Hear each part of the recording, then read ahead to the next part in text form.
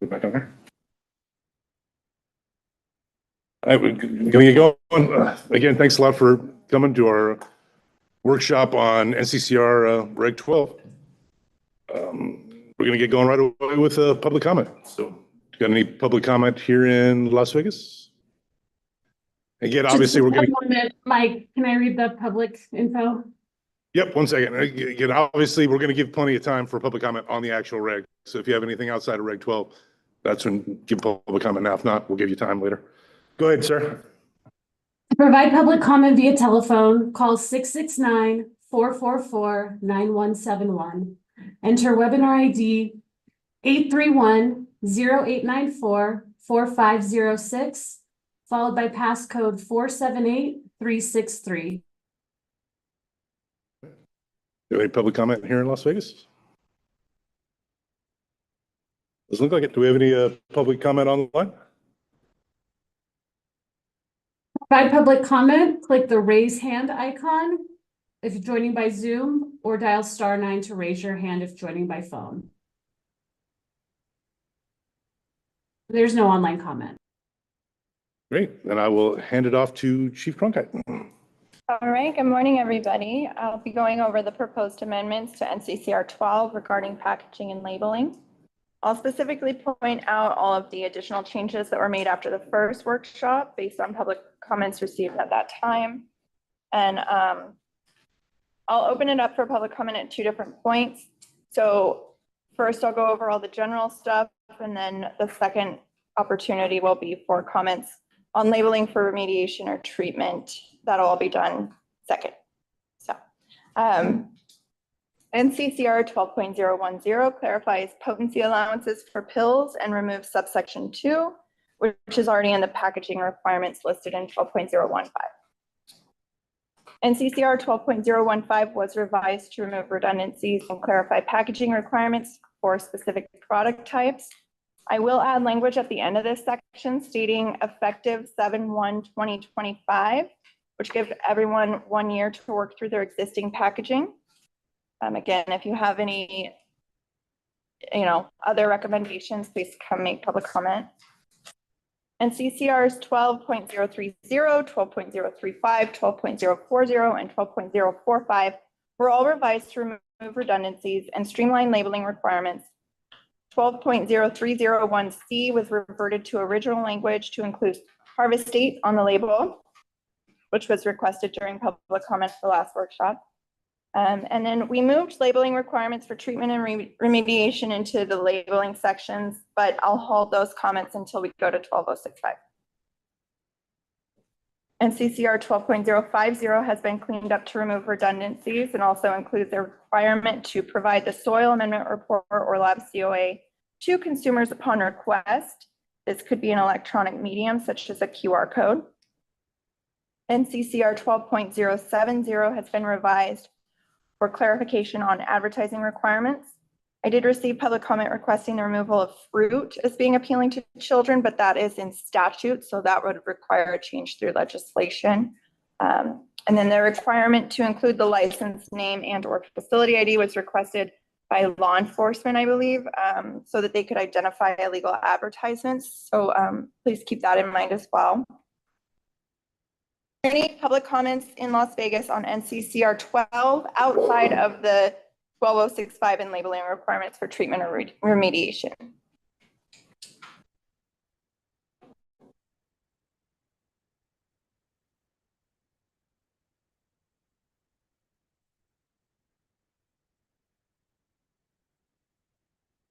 Good morning, Amanda Connor for the record.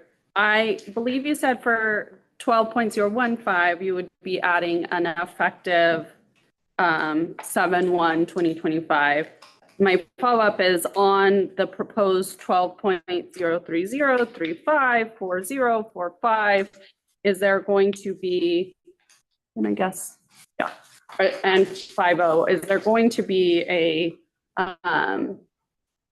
period of time to run through existing inventory as well, and to give time to modify their point of sales or their inventory system that does that? I think if you remember last time we changed labeling, many people had the different companies to modify their software to even allow those changes. So there was some time needed to implement them. What kind of time frame do you think you would need? Oh, wow. That I don't know for certain, but I do know it took a couple months in working last time with some of the, particularly the point of sales and those software systems to modify to be able to do the new label requirements. Okay, sorry, Kara Cronkite for the record. Do you think that it would be best to put that in the reg, that timeframe, or do you think it would be okay to just issue like a listserv notice with a policy stating that industry is allowed, you know, so many months to work through existing labeling requirements? I feel very put on the. Sorry. Amanda Connor for the record. I don't know if it matters so long as everyone is given an opportunity to give input on what that appropriate time frame is. I just know last time with the change of labeling regulations, there was some time needed to update software systems to be able to comply. And we gave it before, so I mean, I kind of agree with that. We should probably just leave it as policy, just so we're not putting something in the reg that becomes defunct like 2 or 3 months after. And again, we always. Yeah, no, I just wanted to put it on the record since it was stated for one section and not the others. Understood. The policy would give you more flexibility. Exactly. And so we can push it off. End up needing more time. Yeah, just making sure it would stated that time would be needed for those as well. Thank you. Amanda. Thanks. Appreciate it.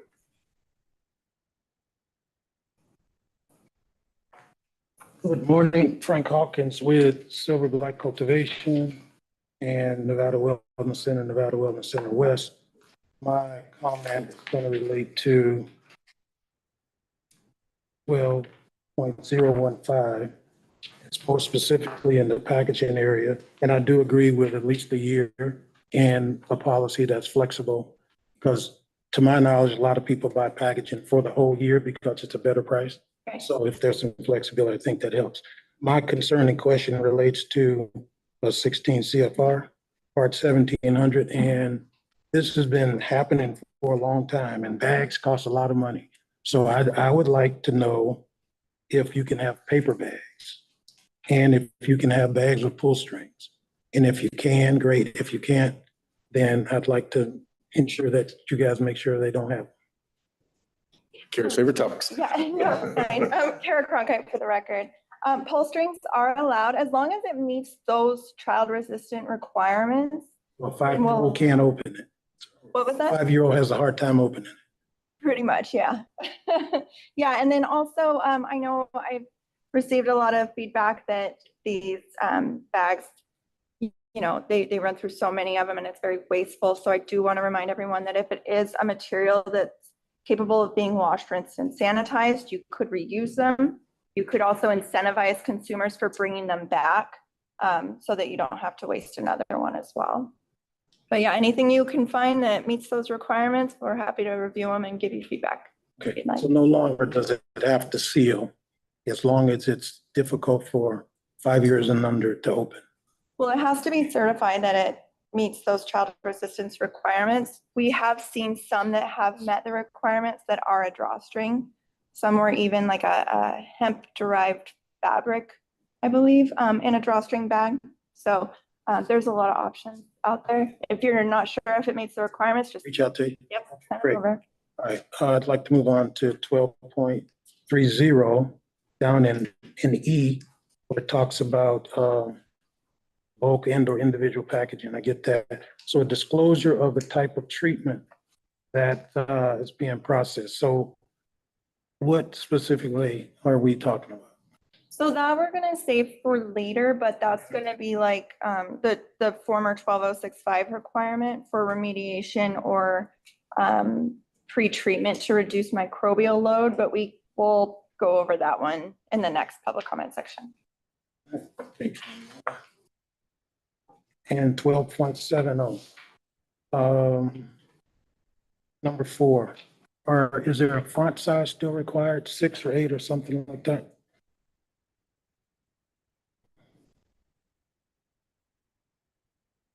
It depends on the type of advertisement. So we were looking at this and it was very difficult to come up with a font size because a billboard is going to be very different than a magazine ad. Yeah. 6-point font might work on a magazine ad, but on a billboard, you wouldn't even see a line there. So we just wrote that it needs to be visible and legible.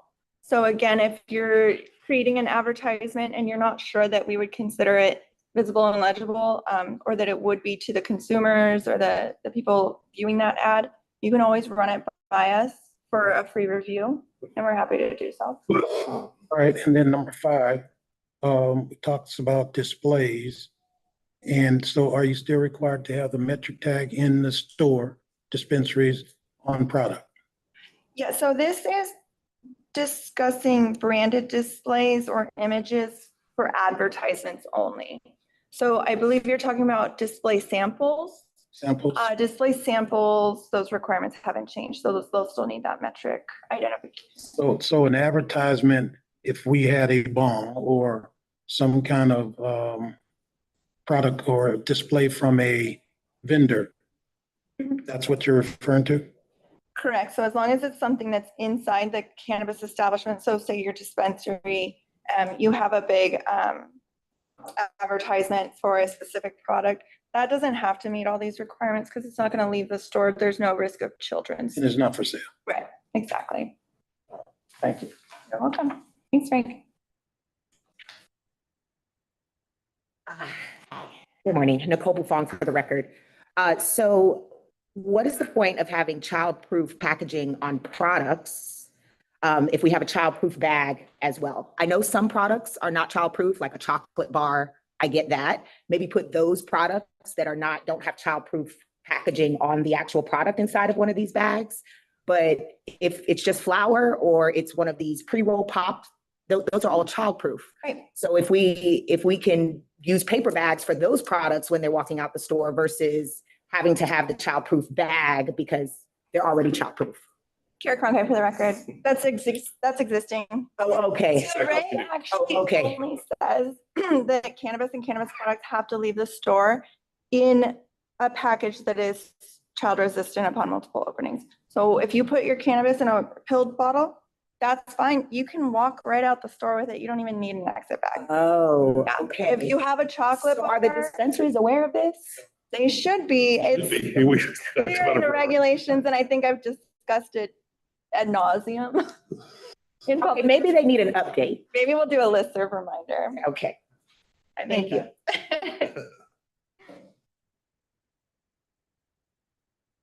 Yeah, exit bags were a creation of the industry.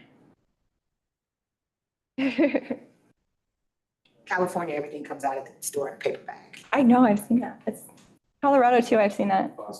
Yeah. All right, any other public comments in Las Vegas on those specific regulations? All right, are there any public comments online? Caller with the last 4 numbers 4185. Please state your name before providing your comment. Dial *6 to unmute.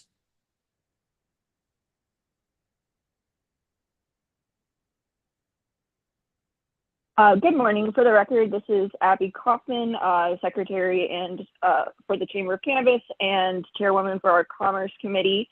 And I wanted to weigh in, and I apologize I can't be there in person. I'm not feeling well, but I did submit this in writing, so hopefully that will be more clear than what I'm saying now. But before diving into the main topic, I did want to ask the CCB to consider a revision that we did not initially propose, but that one of our members suggested that does appear to significantly reduce the potential amount of waste and excessive costs with labeling.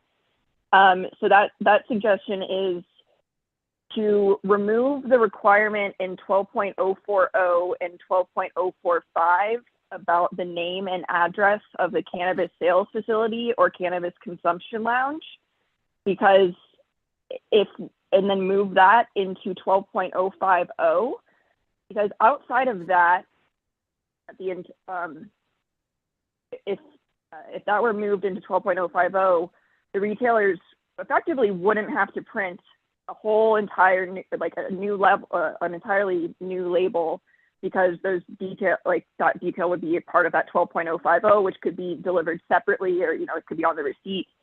So that was, and with that, the assumption there is that 12.030 and 12.040 match, and 12.035 and 12.045 match.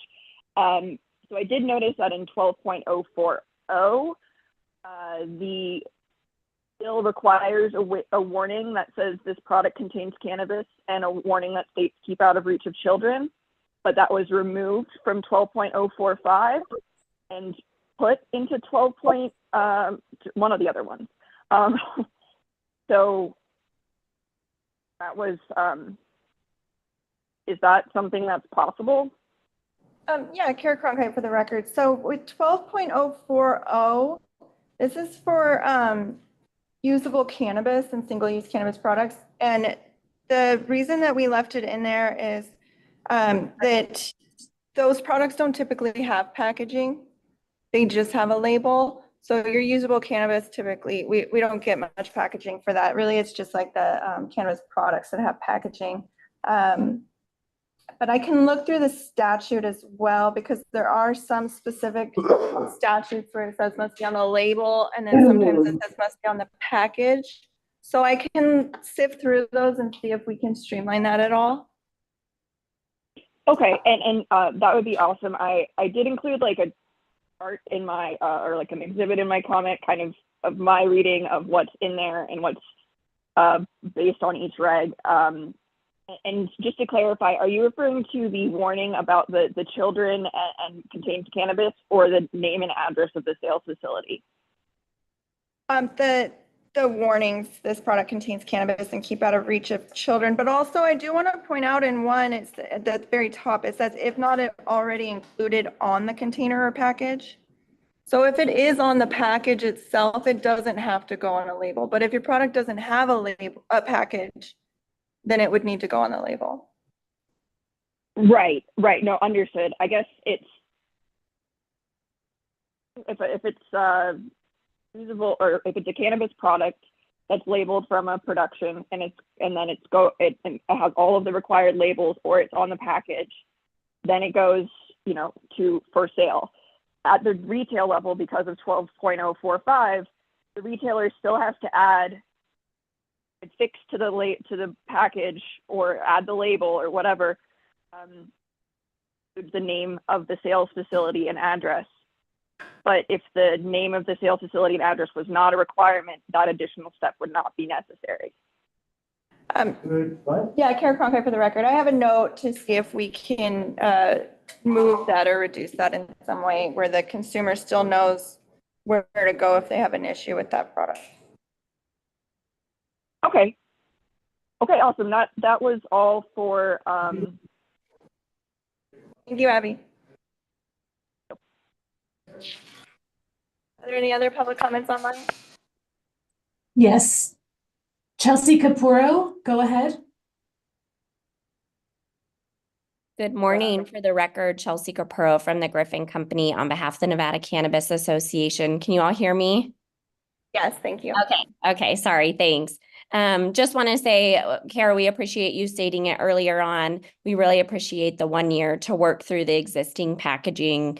Being able to use up existing packaging is important both economically and environmentally, and we really appreciate staff's solution on this. But since we didn't see it reflected in the final version of the regulations, we just wanted to make sure we put that on the record, and really appreciate you putting that on the record as well earlier. So thanks. Great, thank you. Caller with the last four numbers, 8847. Please state your name before providing your comment. Dial *6 to unmute. Hi, good morning, everyone. This is Karina Robinson, and I'd like to make a comment here on 12.010 regarding the packaging. I've been trying to educate the stores for many years about the exit bags, that they are excess as long as the product is in child resistant packaging and opaque. So I look forward to the email, Carolyn. Thank you so much, or the listserv that's going to go out. My second request is when you send listservs out, when it's regarding regulatory measures, can we start adding in the designees that are appointed in the Acela system? Because a lot of the operators, we really need that information as quickly as possible, if we're allowed to have that. So that would be my second request. And as far as the outdoor packaging, yes, I tried to educate everyone that this is no different than a pharmacy. As long as our products are in child-resistant packaging, we can have the paper bag out the door if they want all of their marketing on it. So I look forward to it. Thank you very much, everyone. Thanks, Karina. And I apologize for all the noise. I think someone's going to go ask them to be quiet. No, it was, unfortunately, this got put on last minute, so this wasn't one of the no work days for the work we're having done back there. Sorry. There's It's no too bad. additional What's our online go- comment. Oh,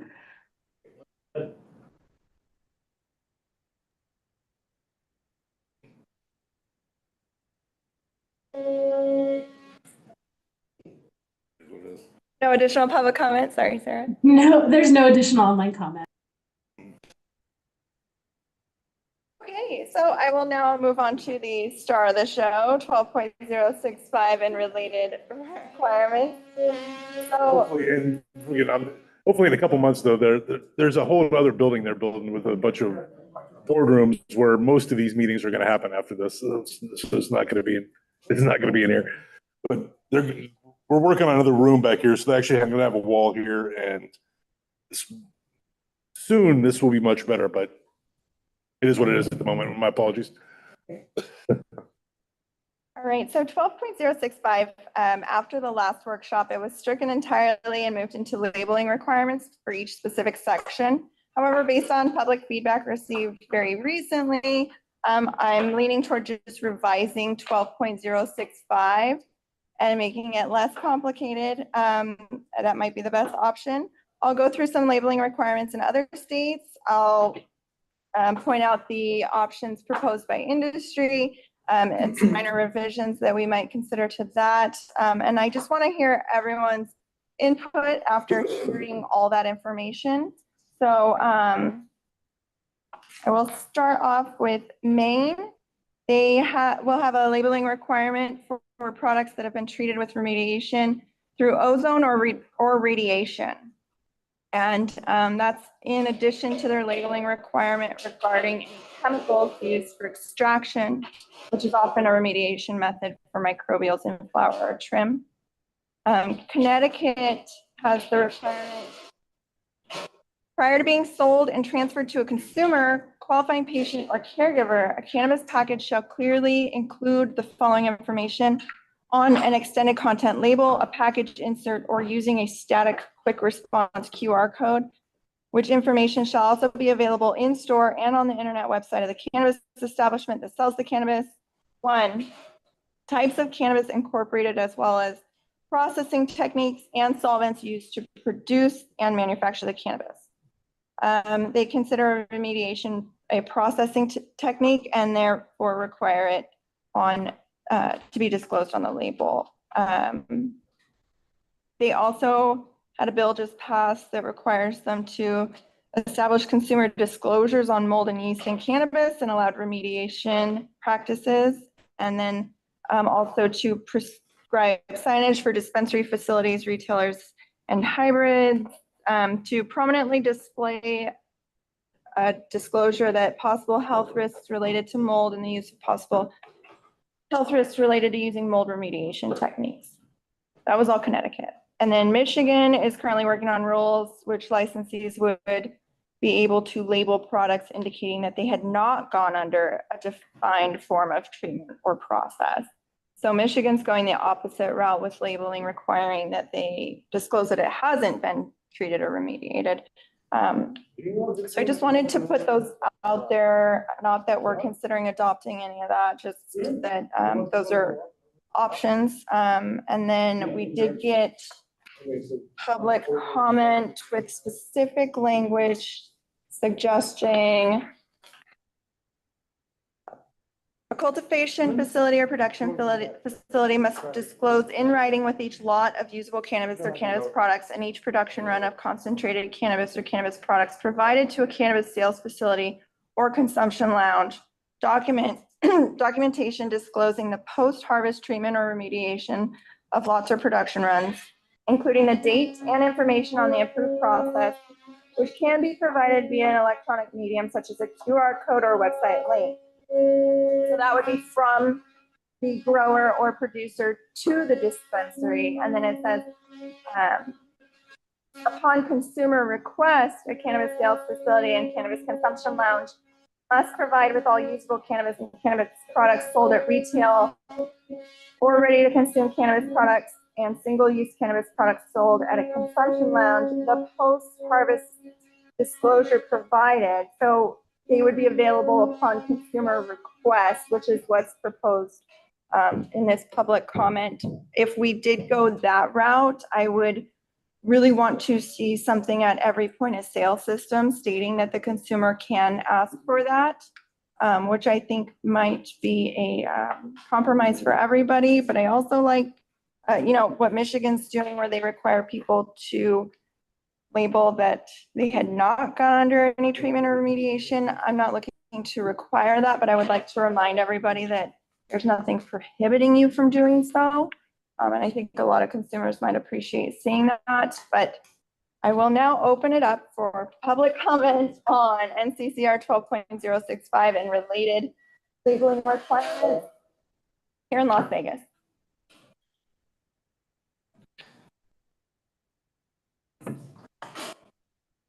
I'll bite the bullet. Amanda Connor, for the record. I would, first, I think, and this is my personal opinion, I think that for years we have been working on 12.065, and there are lots of people that have commented and want something there.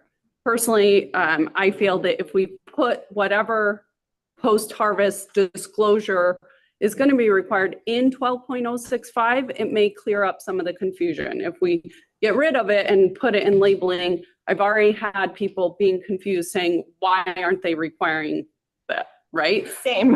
Right, so I'm sure you've experienced it well. So I feel like since that has been the home for this post-treatment disclosure, I think having it in its home, for lack of a better word, is a good place to keep it. Second, as far as the method, the NCA and their comments and other people from the industry have talked about the massive amount of waste that's created by the labels, right?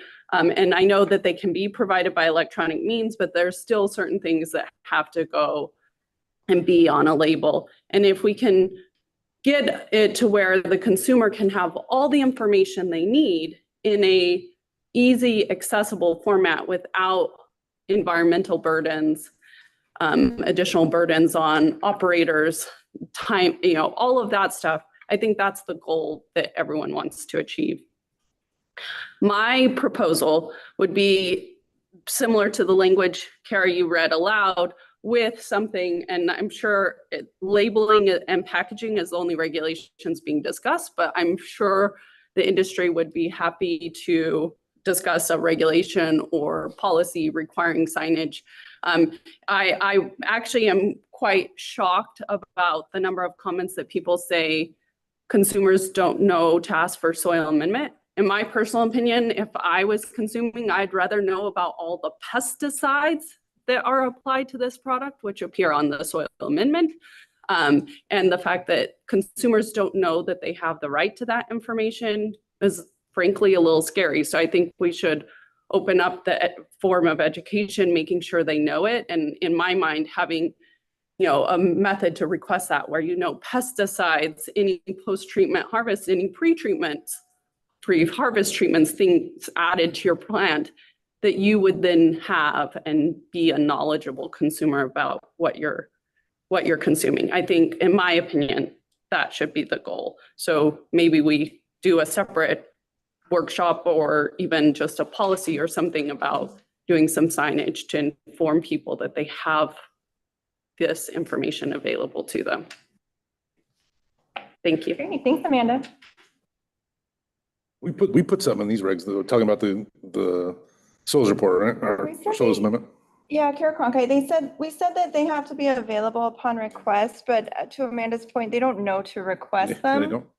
So what I'm leaning toward, and speak up if you have any, disagreement with this, but kind of what Amanda was saying, leaning toward including in the regulation that those things, that there must be a disclosure at each POS that they are available on request. And so I think that would be an easy solution. The people who want that information can have it.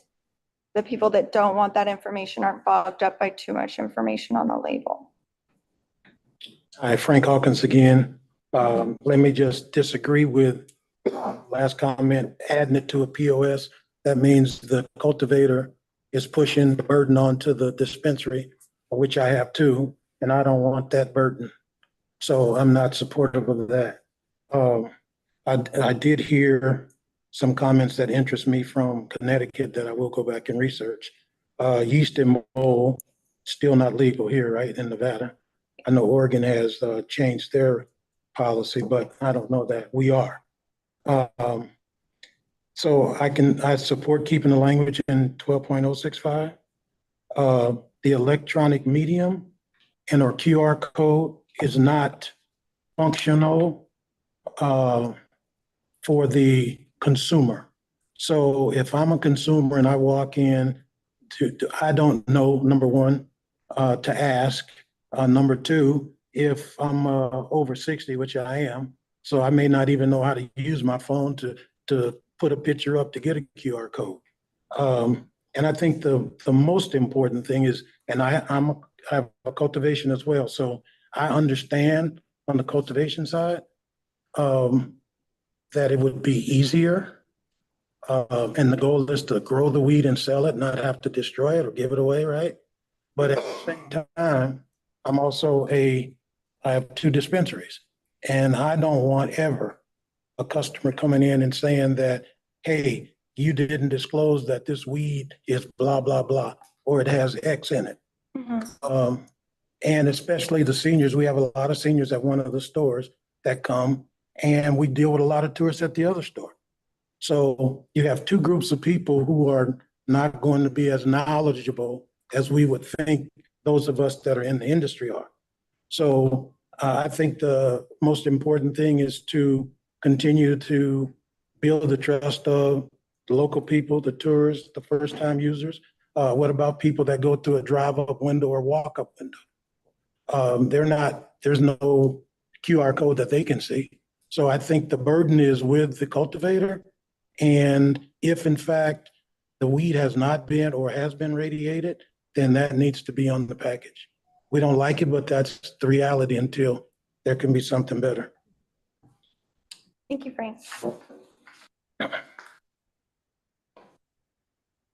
Does anybody actually have an operational, just the QR code for a label yet? Yes. There are a handful of facilities. And they have to, but they have to have an alternative for any individual that does not know how to use their phone. They have to have something available to provide them. Thanks. So is the QR code, can it replace the label? Correct. Completely. With a backup for anyone who doesn't want QR code. Yeah, so Kara Cronkite, so if you can come up, if somebody wants to use the QR code to save, printing or anything like that, but then a consumer, isn't tech savvy, or doesn't want to use that route, then the label would be available for them printed. And that's what we've been implementing whenever anyone wants to use a QR code or some other electronic means for the label, that goes through our advertising and packaging team for review, and that's the requirement that they've been implementing so far. Nicole Buffon for the record. To speak to Frank's point, understanding that he holds a license for both, and also the demographic that he serves, taking those things into consideration, the signage at the dispensary would help to educate those consumers that might not be able to understand how to scan a QR code or to even know to ask. And I think that it would be helpful as well if there was some sort of education campaign that happened on behalf of the CCB to let folks know that the signage, what the signage means, what it means you can ask for, what are the different types of radiation remediation, because there are different kinds. And then, I want to reduce packaging. I want to reduce labeling. So I like the QR code idea, but understanding my mom is the same demographic. And so she's not going to understand how to use a QR code and make it, how to go online and look for the specific product and look up that information. But I think the signage at the dispensary, at the retailer, will help consumers understand that option is available. And maybe even if they know that it's available to ask for, that they can do that, get a printed version to ask for. But also, the signage inside the store should be something that people can go to a website to learn more information, to understand what it means to read a soil report, or to understand what pesticides are approved in Nevada. Like just helping people understand better how to be an educated consumer. I think that there's going to need to be some sort of campaign around educating consumers. But I obviously support 12.065 and some sort of information. Maybe it's not all the words, maybe it's a symbol. And then in the signage that we have in store explains what the symbol means, so that we're not putting so much words on the label, but that there's an education inside the store that says, if you see this label, this is what this means. Yeah, we had the symbol. We had the Radura symbol in our initial language, which it looks like a friendly little tree. It sounds scary, but it looks like it's saying it's organic or something. But we got a lot of pushback on that. So well, I'm trying to figure out the happy medium between understanding the demographics that we're serving, understanding the lack of education in consumers that are not part of the industry, which is the majority of the people that are coming, tourists that are coming to the city. I don't know the numbers around how many locals are buying, you know what I'm saying? But understanding that we have all these consumers that are coming, that are mostly visitors coming to the city. How do we just make sure that we are protecting our retailers and our cultivators, shining a light on the ones that are not using radiation? I think what Michigan is doing, was it Michigan? I've said this on record before, that list of cultivators that are not using the machines is much shorter than the list of the ones that are. And so maybe there's a campaign around that. That could be the alternative to 12.065, or the labeling, having to put that on the label. But I think that those are a couple of options that I would like to see implemented, but I don't want to get rid of 12.065. I think it's important that the consumer understands what products they're consuming, but also there needs to be some education support around that particular regulation if we're going to go that route. Thanks, Nicole.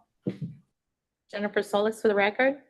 I would just like to say, as a consumer, when I walk into a grocery store, I look for those little bugs on my products, the little bug that says non-GMO and says organic, gluten-free, whatever it is. But as consumers, we're like trained to look for those things if we're, intelligent consumers, or, we get that. I like the idea of, education campaign and the bug. And it's also really easy to print packaging that has the information on it and not destroy packaging, has been suggested. I've worked in cultivations, I worked in productions, and it's super easy to change, what you're saying on a label. Okay. And adding a little bug, you can get those printed, 6 weeks out, and you get, 20,000 or, whatever it is. The other thing is that if you walk into a dispensary and you ask for the soil amendment and you ask for the COA, sometimes it takes a long time, a really long time, actually, to do that. And I've worked in dispensaries as well. Sometimes it takes they're not educated to get those items right away, and they don't know where they are. I mean, think about how many times you've inspected and you've asked people for paperwork, and it's taken them half a day, to find it. So I don't think that that's adequate for consumers. Thank you very much. Thank you. Thanks.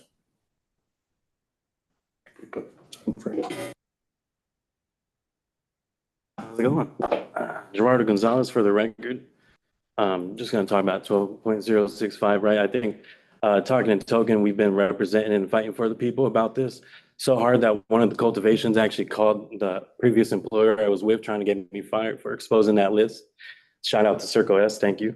But what I have wrote, I want to write down regarding what we had talked about was soil amendments being labeled with from the last one, right? So, but then I have a few other points we just talked about I like to bring up. But so I put that, I'm sorry, but putting the way cannabis is treated post-harvest on a soil amendment seems haphazard.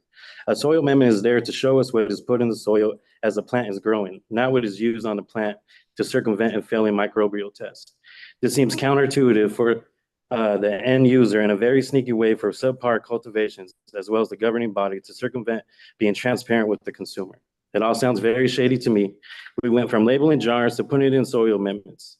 But do you know how hard it is for a COA from a dispensary, to get a COA from a dispensary, not just as a consumer, but also as people that work there? Before this, and I went last night, two dispensaries not even a mile apart said, I can get that, but only from 7 to 5 o'clock. Because at 5 o'clock, our inventory goes home and we don't have no way to give you that. The other one said, of course, we do 24 hours a day. And then that's about 5 out of 8 that didn't even know what I was talking about. Didn't know what a soil amendment was, didn't know what a COA. So not just the consumer needs that education, but the revolving door of employees that we have because of the lack of respect that they have to leave. And now new ones come in and that education stops with those old ones and that's not passed on. But as a consumer and a representative of a cannabis-focused Instagram page, I'm sorry, but putting the way the cannabis is treated post-harvest and soil amendment seems, I'm sorry, I read that wrong. All right, but here it is. This approach appears to be superficial attempt to appease the public without addressing the underlying concern. So it's just, here you go, there's it. Good luck, we did it, hands washed, right? That's a little wild because we are working for the public, we're public servants, everybody in this room. That's our main concern.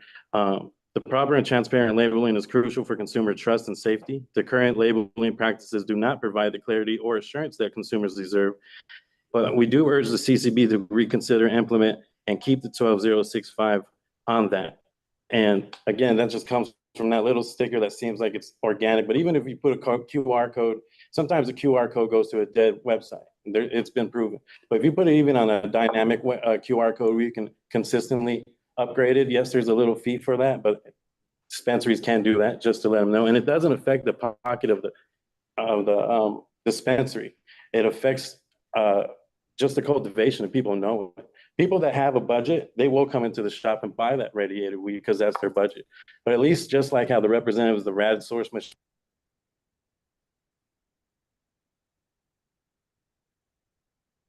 it's on food and you're able to see it. So why hide it from the public if that's what you're so proud of? So to me, that never made sense. And it just seems that sometimes our gold standard that some of us talk about, it seems to be gold plated by just things like this, taxes, but other situations. We can get into other meetings, but for this right now, it's just letting people know we're not really about the people like we said we were. Thank you. Thanks so much.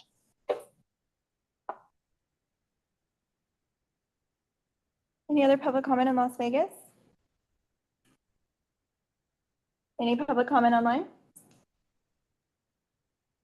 To provide public comment, dial *9 to raise your hand if joining by phone, or click the raise hand icon if joining by Zoom. Caller with the last 4 numbers 4185, please state your name before providing your comment.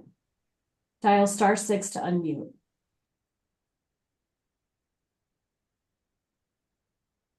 Hello, for the record, Abby Kaufman with the Chamber of Cannabis again. So as a 501c6 organization, the Chamber of Cannabis's primary purpose is to serve our members and to represent their collective interests as they're expressed to us. So in my role as chairwoman of our Commerce Committee, and as the secretary for the board, I've not received any member feedback against the specific changes that the CCB originally proposed since it was originally posted on April 15th, 2024.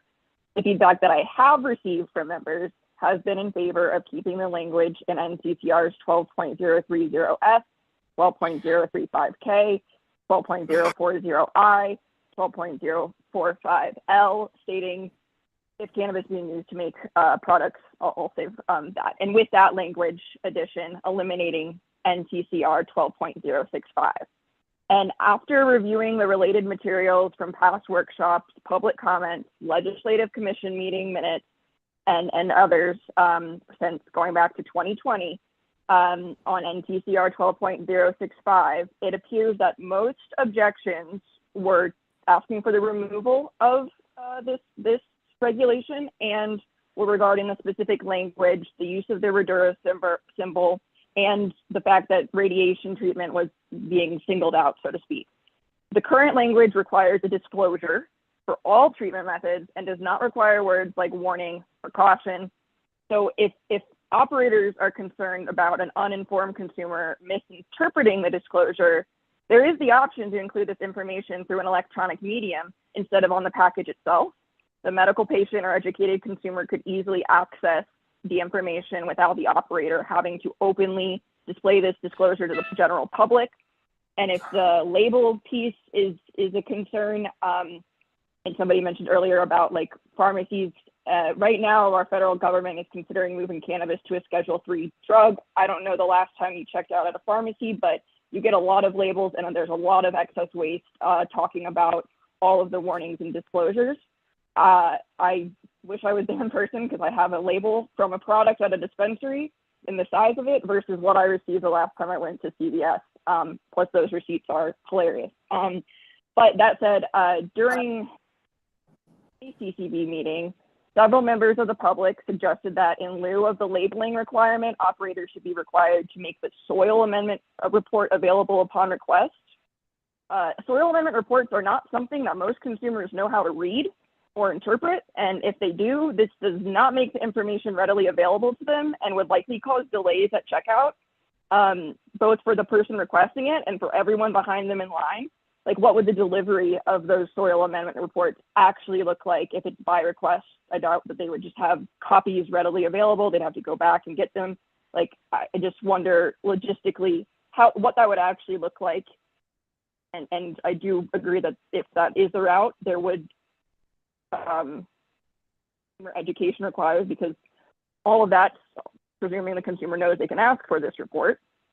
So regardless of the outcome of today's workshop, it would be beneficial for the CCB to make a resource available to the public outlining which treatment methods are approved and explaining what these treatment methods entail, both for the dispensary agent card holders. I don't know if every single bud tender would be able to educate the consumer if they ask, and for the consumers themselves. And again, my comments today are on reflective of the input that received from our members and what has been discussed by the Commerce Committee. The committee participation is one of the many member benefits the Chamber offers, and memberships available to any individual or business.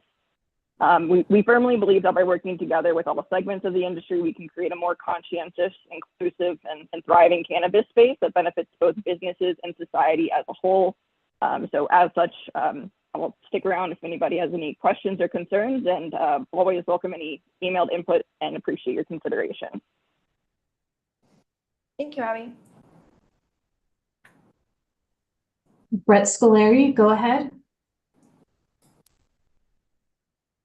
Thank you, Brett Scolari, Strategies 360. Appreciate you, Kara, and you, Michael, and Chris, for having this workshop. Obviously, I'm expressing support for the language that you did read into the record, Kara, and I think it strikes a balance.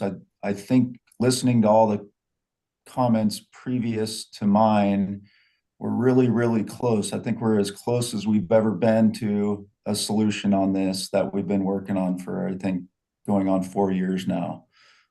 So I appreciate that. I just wanted to remind everyone that the soil amendment information is available Maybe there is an education campaign. I haven't checked with our clients specifically on the noticing at the point of sale or an education campaign, but I am suspecting they will be more than happy to participate in that and work with the CCB on making sure the public knows that they can access the information and get the information they need, both on pre-harvest treatments and post-harvest treatments. I think all that information can live with the soil amendment route. It follows the product from cultivation to the stores and lounges.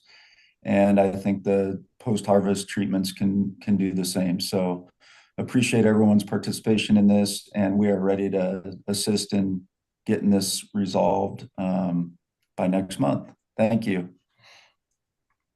Thank you, Brett.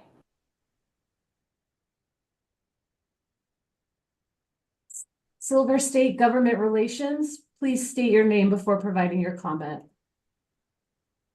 Go ahead.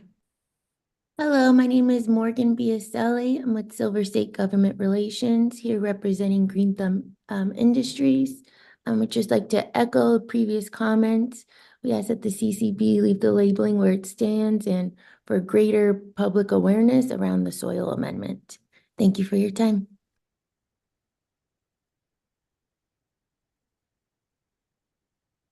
Caller with the last four numbers 8620. Go ahead.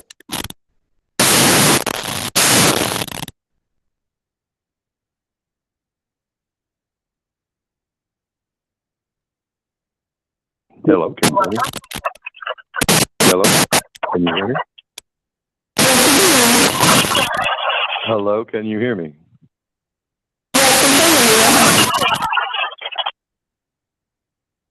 Hello, can you hear me at all?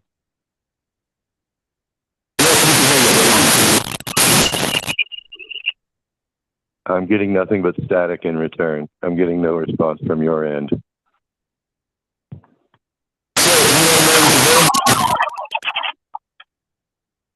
I'm going to proceed as if I can be heard. My name is Jason Renninger with NCCR, Coalition for Patient Rights.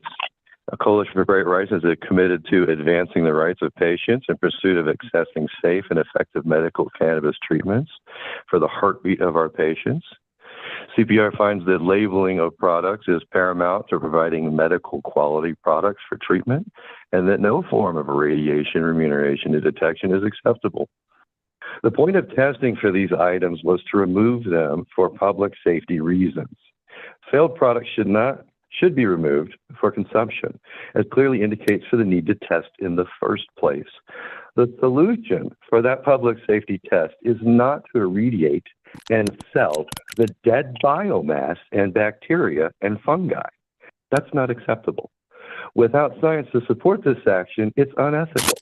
CPR supports the addition to the regulations for the labeling, specifically language in 12.030F, 35K, 0.040H, and 0.045I.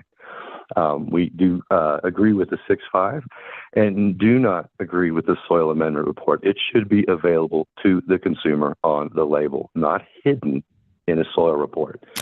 Our position is based on currently empirical data that cannabis is also used for medical reasons and treatment by the majority of the adult use population. For patients to use cannabis safely, proper labeling is paramount. All consumers must be aware of any treatment of their cannabis, including any potential biomass in their products from unwanted bacteria and fungi. We'd like to state that killing the biomass of the bacteria and fungi and selling it anyway is unethical. We should not be smoking these materials. Killing it does not get rid of the fact that you're still inhaling the fumigation of those proteins, those amino acids, and all of those components of that fungi for being tested for public safety reasons in the first place. The testing regulation is there for public safety. So it's a complete failure of the public safety system if the solution is to allow the same biomass to be consumed anyway, with either prophylactic or remunerative treatment or any other treatment. Thank you. Jason Greninger, Coalition for Patient Rights, National 501c4. Thank you very much. Thank you so much. Caller with the last four numbers 7395. Go ahead, please state your name before providing your call.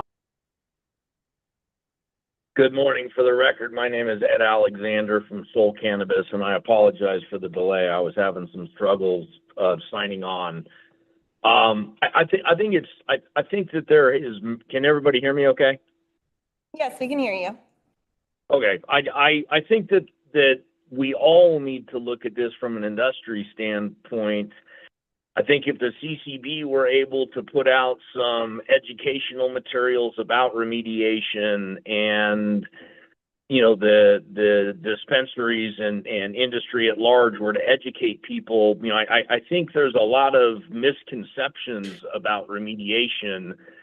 The majority of the food that we consume, 95% of all the textiles that we wear are subject to some sort of pre-deployment treatment, and this isn't as scary as folks are making it out to be. You know, we've recently commissioned several reviewed R&D studies that show that the endotoxins of post-remediated or post-extracted material don't pass through in many cases to the consumer in various different form factors.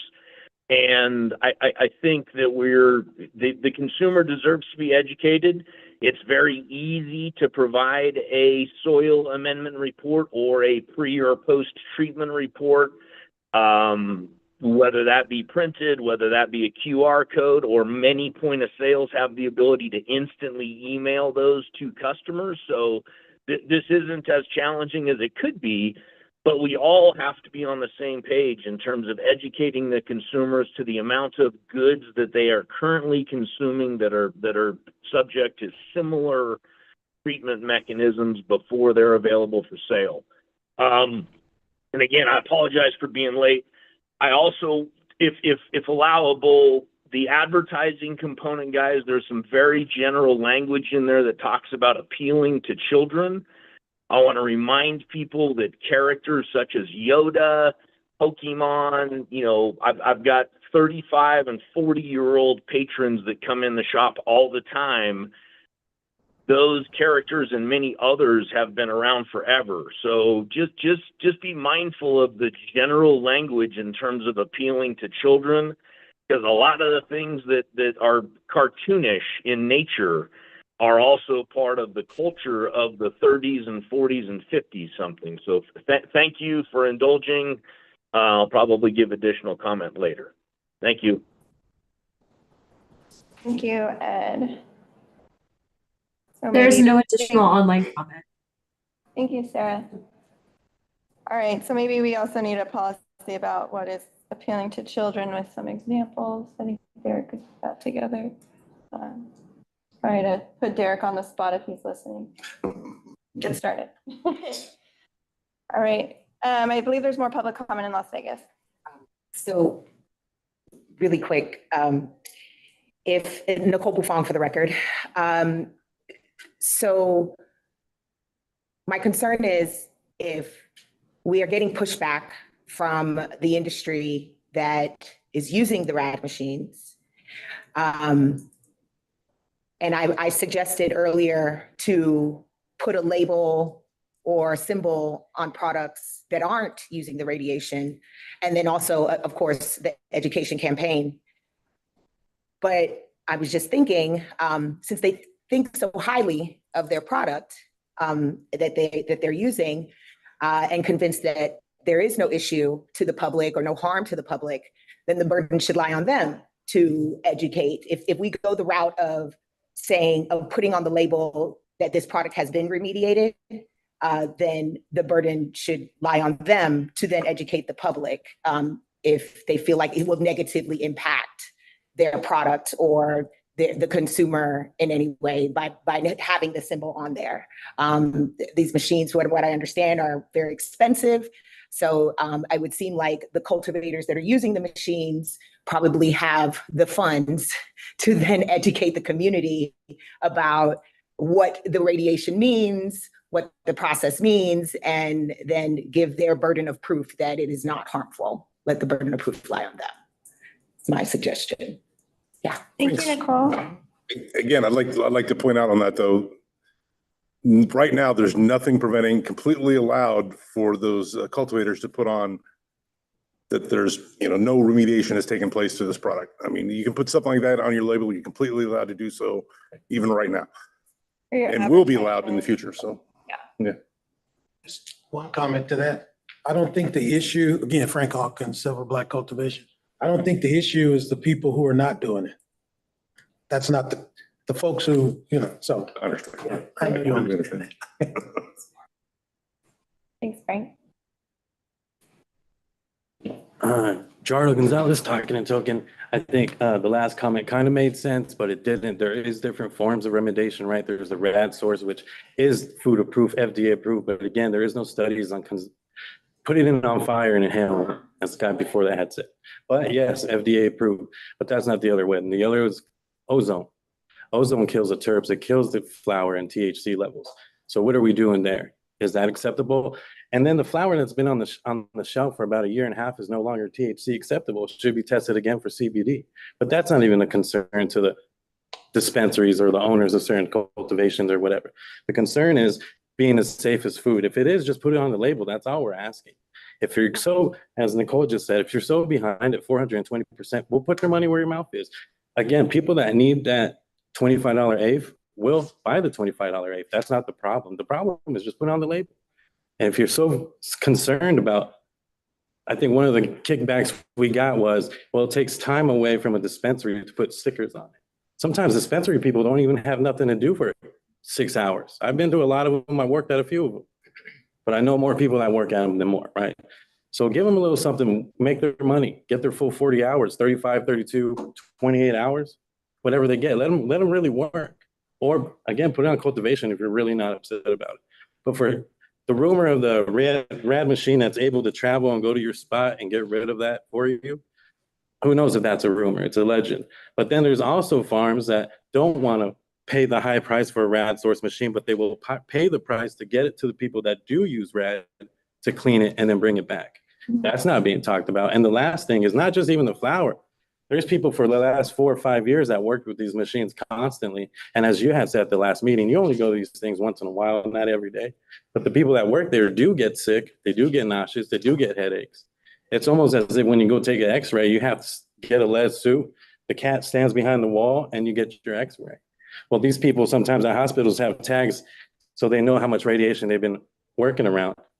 So they know, okay, I'm done.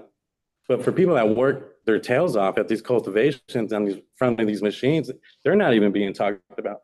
So not only does it go to consumers, it goes to public health and people's health that have to go.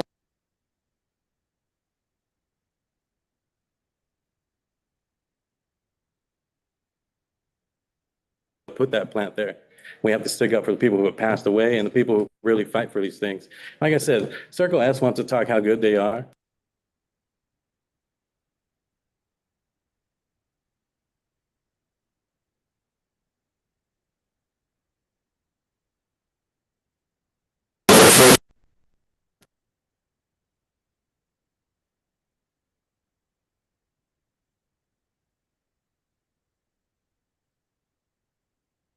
On the job. That's all we were trying to do. Thank you. And I do want to point out that we do require that the Department of Public and Behavioral Health Radiation Control Programs certify and, annually check on these machines to make sure that the workers are protected. And so if you're aware of that not being done, notify us, but that is something that we verify every time we go out as well. So just wanted to put that out there that we are concerned about the worker protections as well. And it's no knock on you. I understand you do your due diligence, right? But maybe we should have somebody that goes in there more often than not, that knows what a rad machine looks like, because it's easy to say, look right and go left is there the rad machine. And that's the radiation control program workers. They should be doing that. Maybe a little more heavily for sure. But thank you. I didn't know that part. Thank you. Is there any other public comment in Las Vegas or online? No, I'll do a quick little rundown of what I'm kind of hearing. Carl, oh, sorry, the person lowered their hand. Never mind. Okay. What I'm kind of hearing is most people do want it on the label itself, but if not on the label, then it needs to be not just readily available, but immediately available upon request. And there needs to be signage at every point of sale saying that they could ask for it, and even potentially something on the package saying, like indicating that this is one of those packages. That's kind of what I'm gathering from everybody. I'm seeing a lot of nodding. No. Back and forth. No, You can get more public comment. If you want to come back. Again, I just think, Be sure to state your name. Frank Hawkins, if the burden or the issue starts at the cultivation, then why should the dispensary have to go through all these extra measures and do all of this marketing, even though it's a sales component, but it's a sales for something that happened at the cultivation level? So the cultivation should be responsible, not put that burden on the dispensary. And how do you hold the cultivation responsible? By having them put the bug on it when they send it out.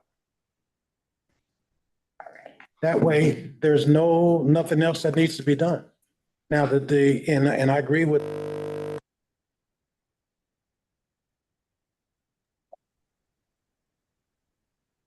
a year ago, well, you aren't going to find a COA or a sales report from a year ago, even if you have a file, because typically they get moved every year. But if that weed is still there, then technically, based on what we know, if a customer comes in and they want to buy it and they ask for a CO and you can't produce it, I'm with putting some kind of symbol on the package.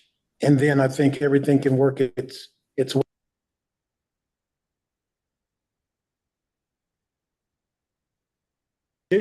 But to not let the customer know that it's radiated or whatever it's called, I think is a travesty to what we're trying to do.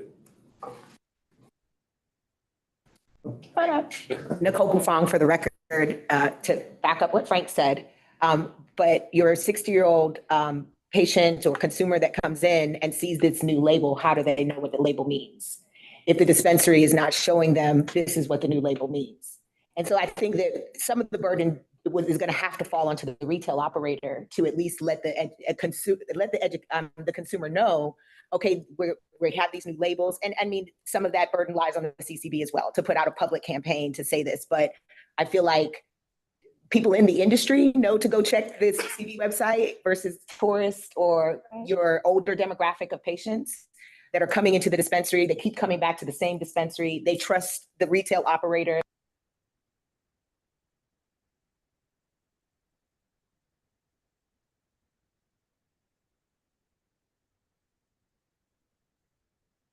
Something very simple, signage that just says, that explains to them what the new symbol means. But I mean, I agree, not having to have additional packaging or additional labeling, just adding a symbol can keep it simple, but there's gonna have to be some education to go along with it. Thank you.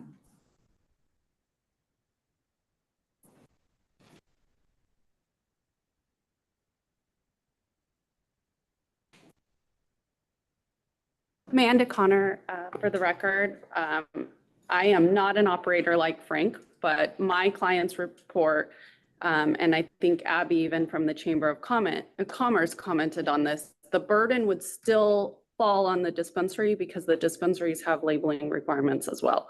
So even if we put it on the label, there is still the dispensary who has to do their own label with address, name. I get that if it appeared on the prior label, but in reality, most usable flower doesn't come individually labeled from the cultivation. So the dispensary will still have that burden.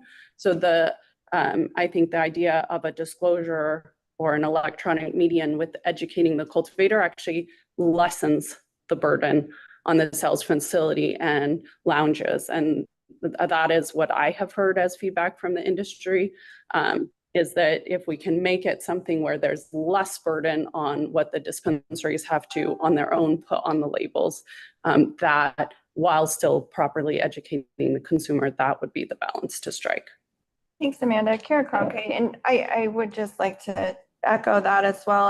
A lot of the cannabis, especially usable cannabis, which is mostly the remediated products or treated products, most of that does go to other facilities in bulk, and there's just one label on the outside of the box. So that is something for us to keep in mind when drafting this. Thank you, Amanda. So one follow-up to Amanda's comment Will you is come up? Sure. Frank Hawkins again, Silver Black Cultivation. So when the cultivation sends their packages to the dispensaries, they come stickered. So that is where the sticker should be. Some dispensaries have the cultivator add their information on the sticker, so there's just one sticker. But if I have to put a second sticker on because they sent their sticker, which is, I know that was a thing that everybody was trying to get rid of or reduce, then if you put your own sticker on there, there's going to be two stickers. So now that if they're saying that the dispensary is going to put the symbol on, that symbol's already got to be on. Yeah, so Kara Cronkite for the record, we wouldn't make it duplicative. So if the cultivator already provided that, then the dispensary would not have to provide that. For example, same with most information on the label. If everything's already on there and the dispensary just has to add their name and address and the date that it was sold and stick that on there separately, that's currently allowed. I hear a lot of dispensaries require that from their cultivators or producers.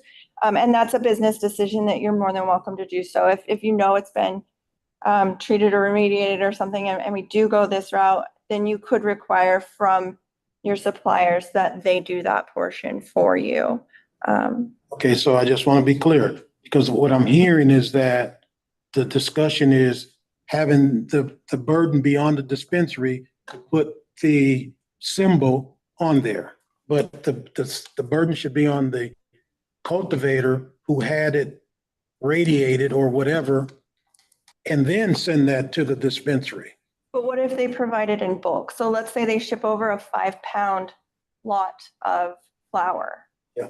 There is no package. They're going to extract that? No, let's say they send that to the dispensary that way and the dispensary. Oh, and they package it, then yes, the dispensary would have to. Okay. Yes.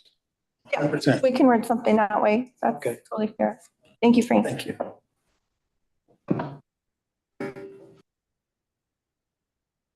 Roberto Gonzalez, and talking to Token might be the last time you see me. But it shouldn't be considered a burden on either cultivation or a dispensary. However, the fact is that patients and people got you here. This is why the traditional market is selling in 5K units, and you can't do that. It's because good growers are good growers and their products are sought after. So don't ever, it's not fair to say it's a burden to sell weed in an industry. The burden is paying high taxes and doing what you have to do on that end. To protect consumers and patients that got us here is our job. So I think it's unfair and disrespectful for the people who passed before us to say it's a burden. What do you have to do with the end user? You're more than happy, dispensaries or whoever are more than happy to have these bud tenders sell your product. We're not telling them to educate every sale, but just putting a sticker. And it has to be on cultivation. We don't want to make it feel on you unless you do some type of split. But other than that, we're just asking for a sticker. Let the people decide. I decide to put this radiated phone in my head every day. Let the people decide what they want to smoke. That's all. It's not a burden. Any other comments in Las Vegas? Any other comments online? Caller with the last four numbers 8774. Go ahead.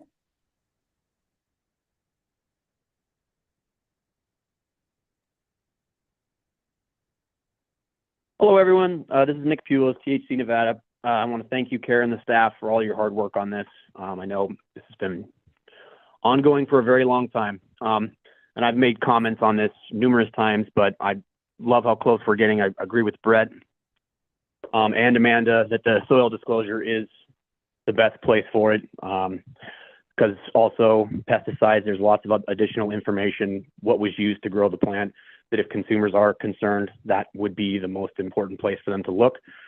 I know it might be a little bit of a challenge on the dispensaries, but if they print out the soil disclosure and COA and keep it physically with the product on hand at all times, then that would solve that issue.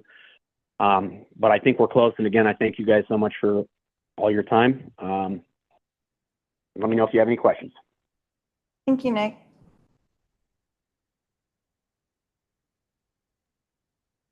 Caller with the last four numbers 7395. Go ahead. Please provide your name before your comment.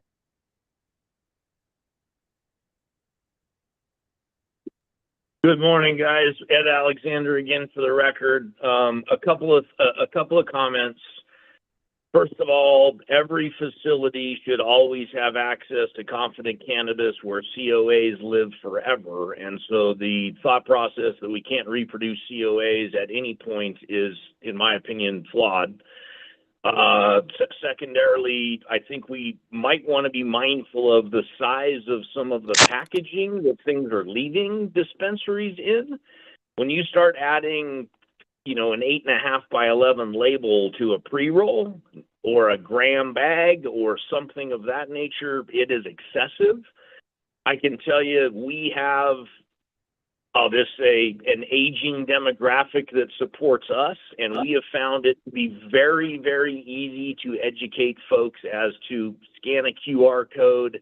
Here's the COA. Here's the soil amendments. The amount of things that we can link to a QR code are innumerable. And the other piece is it's very simple to have a little book sitting on the dispensary shelf that has every single vendor with their COA, their soil amendments, and a simple line added to soil amendments saying we do or don't remediate is not a huge ask.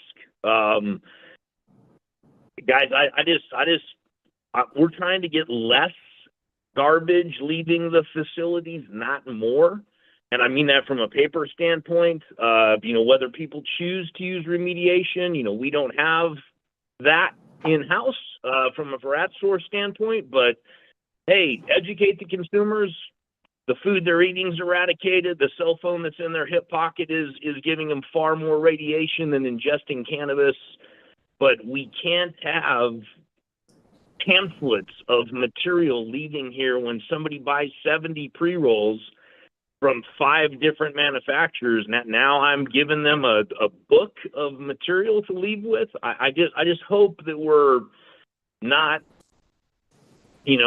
overblowing a situation that isn't, the sky's not falling, guys. Anyways, thank you for the time. THC levels are falling. There's no additional online comment. Last call. No. Let's get a little. From what I'm hearing, we've gotten a lot of, it seems like 3 options that we can present to the board. And one is leaving 12.065 the way it is.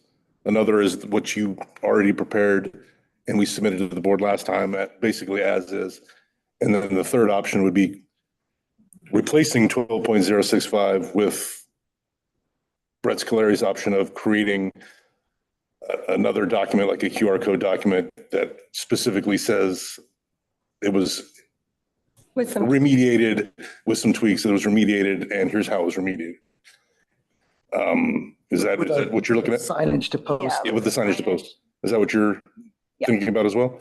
Yeah. All right. I just want to make sure that's clear. So you know that there's going to be multiple options in front of this board that's going to be put together on what's the day of the board meeting on this? The 28th? Yeah. So we're gonna have another a special board meeting on the 28th specifically to go over this. I tried to post the proposed language today. Yeah. I have a quick question. The people, Nicole Buffon for the record, the people who called this special meeting, the Rad Source lawyers, they're not here and I didn't see any written comment. I just want to make sure that we're not going to have to do this again. I sure hope I would love to guarantee that. I cannot. However, we are going to give this time, we're going to give multiple options to the board so the board can select which option they want to move forward with. And at that, the regs are shut. We have to submit the regs under the new APA process by the end of this month or by the end of June. So that's right. We rush this. It'll be done for at least a year and a half. Yeah. Something like that. Yeah, so, and it will go out today.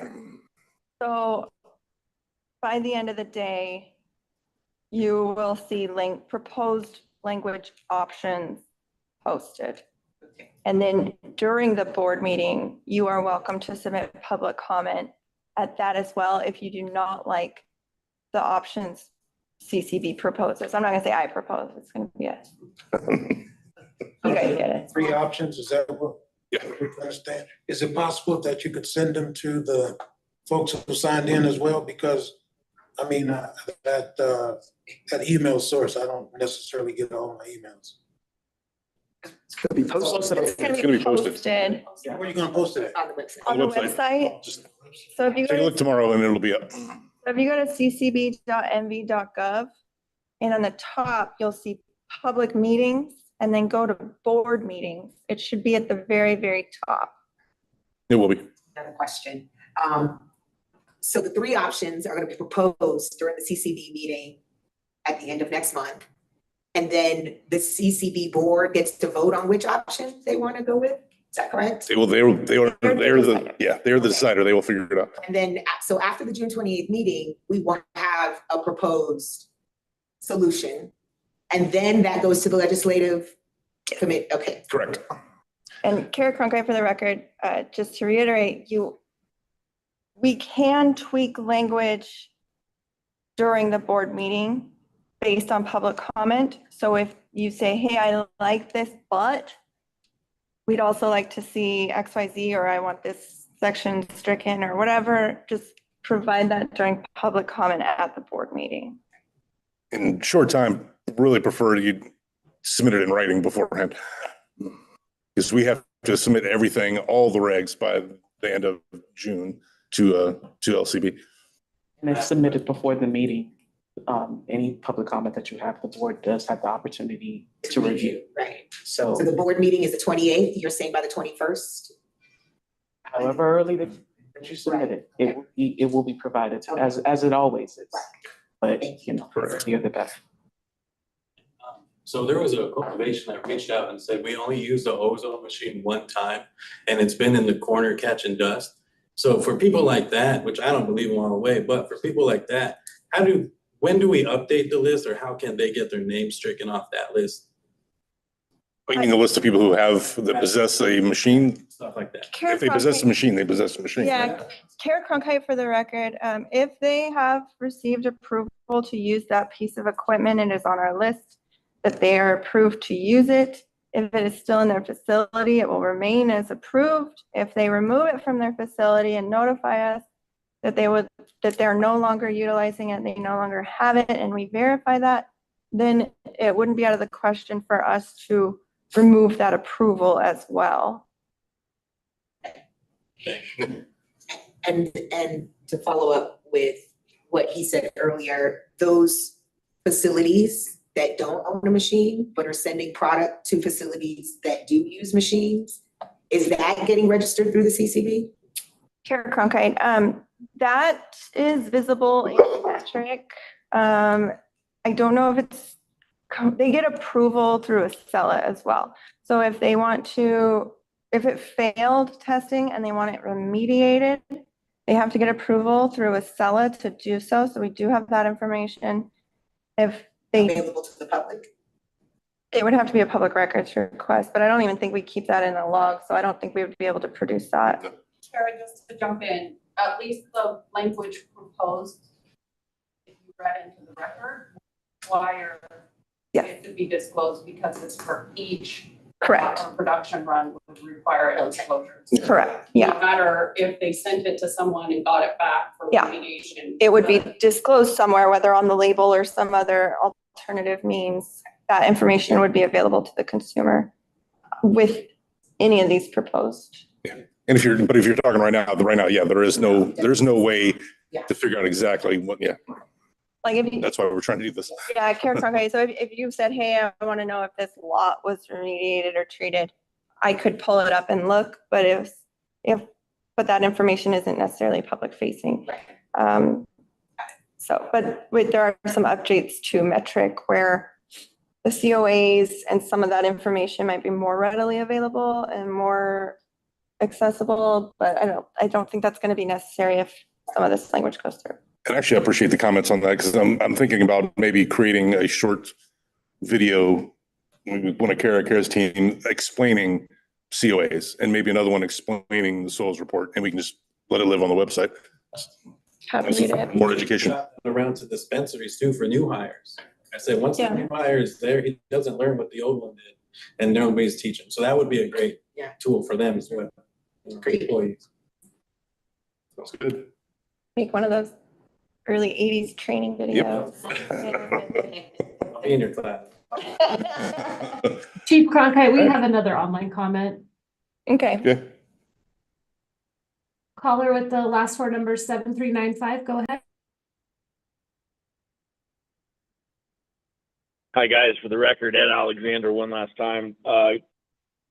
Thank you for everything that's happened today. I think it's been a very productive conversation. I do want to verify, I thought I heard that we were going to revisit what is or isn't appealing to children, but I want to make sure that before we, approve a regulation or a change, that we've addressed kind of where that line is, because I know ultimately the CCB and the industry wants to remove the interpretation out of many regulations, and this is a very interpretive regulation. So I, again, just want to reiterate, thank you guys for everything you're doing. I think one potential thing would be nice when you guys send things off to the board. I don't think this has to be an either or in terms of identifying remediation or any post-processing treatment. It can be an and. The customer can use a QR code. They can request a hard copy of said protocol, but to pigeonhole the industry into a singular mechanism to deliver this message is, in my opinion, short-sighted. There should be multiple means to dispense this information.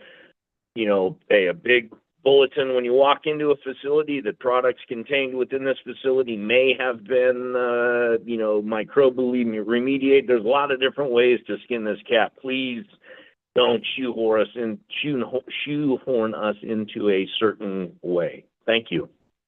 The best part about our regulations is these are minimum requirements. You are always allowed to do more than the minimum at any time. So we're not shoehorning you into anything. You can always create other options and use it at your facilities. Just as long as you're following the minimum requirements of the regs.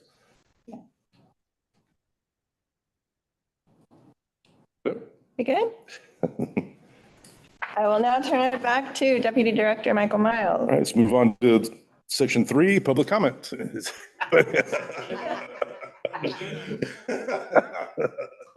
is general public comment. Anybody in Las Vegas?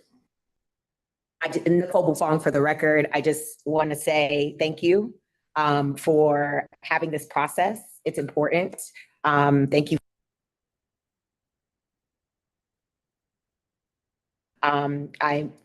We've been talking about it for a while now. And so I'd like to see a solution as soon as possible. So thank you for doing this and having this discussion come up again. I think it's important.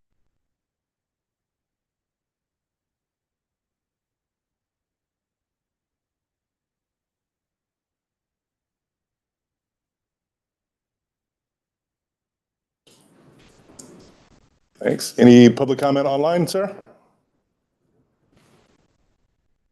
Provide public comment, click the raise hand icon at the bottom of your screen or dial *9 to raise your hand. There's no online comment. We move on to section 4.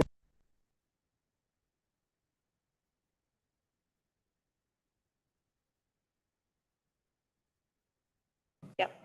Thanks.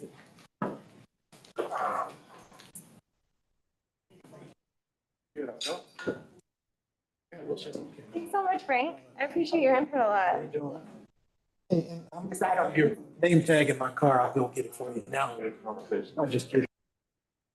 I'm gonna get one. Take it. All right.